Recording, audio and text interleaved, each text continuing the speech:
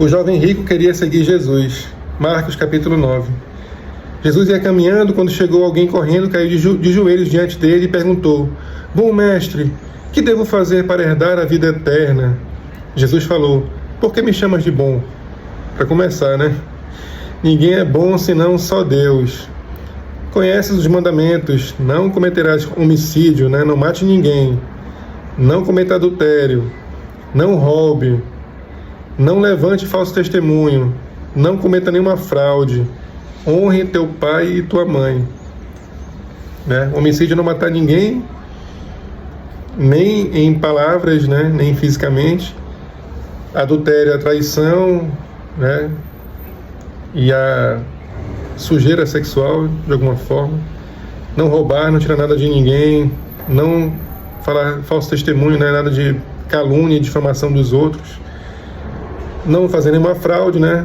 Nada do que burlar as leis ou nada do que não é esperado em um contrato, em um acordo, etc. Honrar o pai e a mãe. E ele respondeu: Mestre, tudo isso eu tenho feito, né? Desde a minha juventude. Então Jesus olhou para ele com amor e disse: Uma coisa então só te falta. Vai, vende tudo o que tens, dá aos pobres e terás um tesouro no céu. Depois vem e segue-me.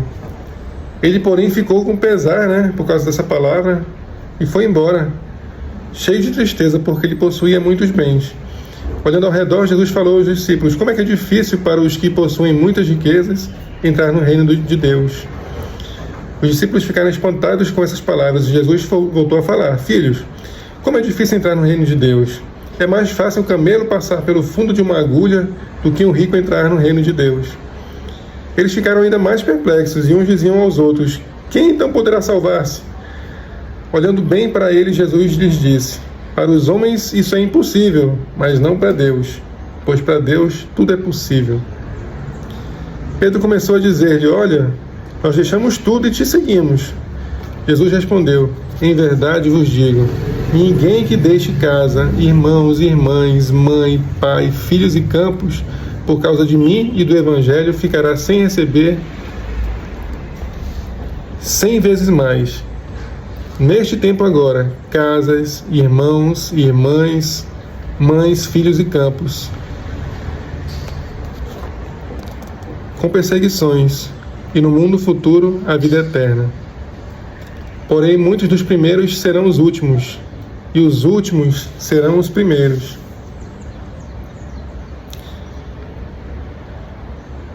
Então, o que acontece aqui, na minha visão, na leitura orante que nós fazemos, né? Vinde, Espírito Santo, encher os corações dos nossos fiéis, dos vossos fiéis, acender neles o fogo do vosso amor, enviai o vosso Espírito e tudo será criado, e renovareis a face da terra. Senhor, inspira-nos a bem retirar a Tua palavra para as nossas vidas, extrair os ensinamentos que Tu nos dás no dia de hoje. Nós vimos aqui que esse jovem rico procura Jesus. Então não é Jesus que vai aconselhar aleatoriamente o rapaz. O rapaz procura Jesus. Ele fala para Jesus: eu já estou fazendo tudo isso aí, mas eu não me sinto no céu. Ele fala: estou fazendo tudo isso aí, mas Senhor, eu faço desde a minha juventude, mas o que eu devo fazer para herdar a vida eterna? Quer dizer, ele ainda sentia aquela dúvida no coração dele, né?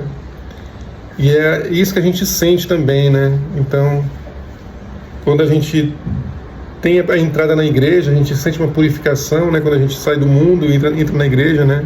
Eu tive isso. Muito do que eu fazia, eu via que estava errado, tudo mais, e fui podando, né? Jesus vai podando a gente, né? Vai apertando os parafusos ali. A gente vai lendo Bíblia, vai tendo a vivência da igreja e vai se aperfeiçoando. Mas o que a gente vê aqui nesse jovem é que ele já estava nesse aperfeiçoamento há muito tempo, mas ele ainda não acreditava que ele tinha a vida eterna, né? Que ele teria a vida eterna. Então, as práticas dele não ainda estavam em comunhão com Deus. Se ele tinha essa dúvida é porque ele não tinha essa proximidade, né? Jesus detectou isso aí. Então ele estava fazendo algumas práticas, as práticas certas, mas ainda faltava mais. Então o que Jesus ensina aqui para mim espero que você também entenda assim, é que não existe essa fé estática, né? Se a gente está vivo, é para a gente sempre aperfeiçoar essa fé, se aproximar mais de Deus e aprender cada vez mais, né? Então, se Deus concebeu para ele que ele aprendesse já desde a juventude, né? Até o dia que ele falou com Jesus, já aprendeu muitas coisas, já faz muitas coisas de acordo com o que Deus quer. E continua vivo, é para ele se aperfeiçoar. E aí Jesus fala para ele, então larga tudo e me segue. Então é isso, né? Segue a vida religiosa, segue a vida missionária, segue o ministério. A gente pode ter várias interpretações aí de acordo com a nossa realidade, né? Mas te aprofunda. O básico já está ótimo. Você não está fazendo mal, né? Pelo menos com frequência. Mas tu não és perfeito. Com certeza, nessa tua prática toda aí, que pode estar parecendo correta, tem imperfeições. E para você melhorar, você tem que se aprofundar. É isso, né? E aí, Jesus fala disso depois para os apóstolos, né? Porque ele observa algo que não é só desse jovem, mas de muita gente. Apesar de estar tendo práticas boas na vida, as riquezas do mundo desconcentram, né? Desfocam, tiram essa proximidade de Deus. E com certeza essas práticas não estão agradando 100% a Deus.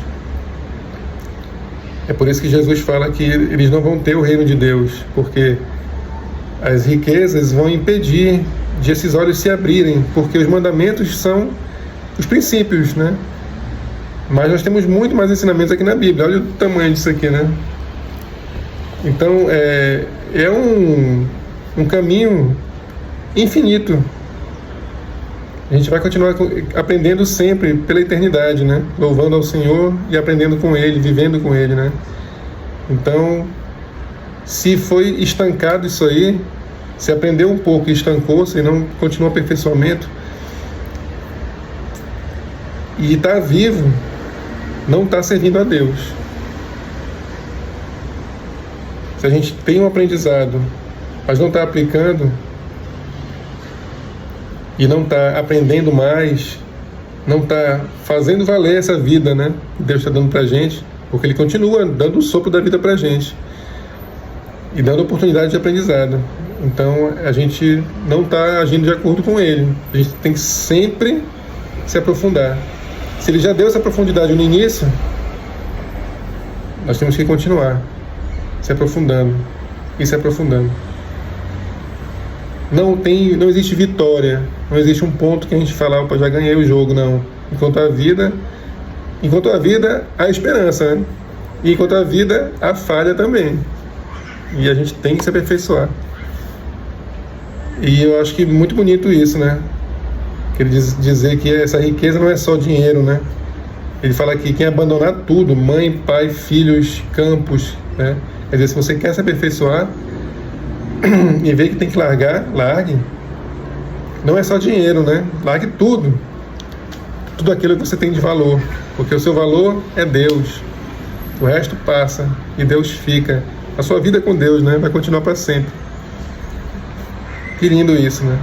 Que nós, Senhor, tenhamos força. Dai-nos força, Senhor. Tenha misericórdia de nós. Para sempre evoluirmos e largarmos tudo aquilo que impede o nosso crescimento no Teu caminho. Muito obrigado, Pai, por esse ensinamento. Em nome do Pai, do Filho e do Espírito Santo. Amém.